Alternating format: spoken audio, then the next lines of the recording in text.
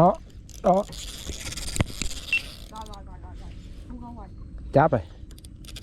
Để cháp hoặc mú.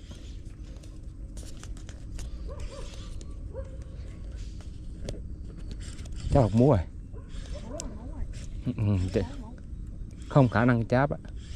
Này tầm khoảng cỡ 3 lạng 4 lạng này.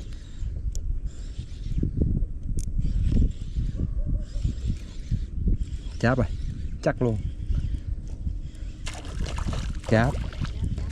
Cháp lớn. Trời ơi. Trời con cháp. Trời ơi con cháp. Trời ơi.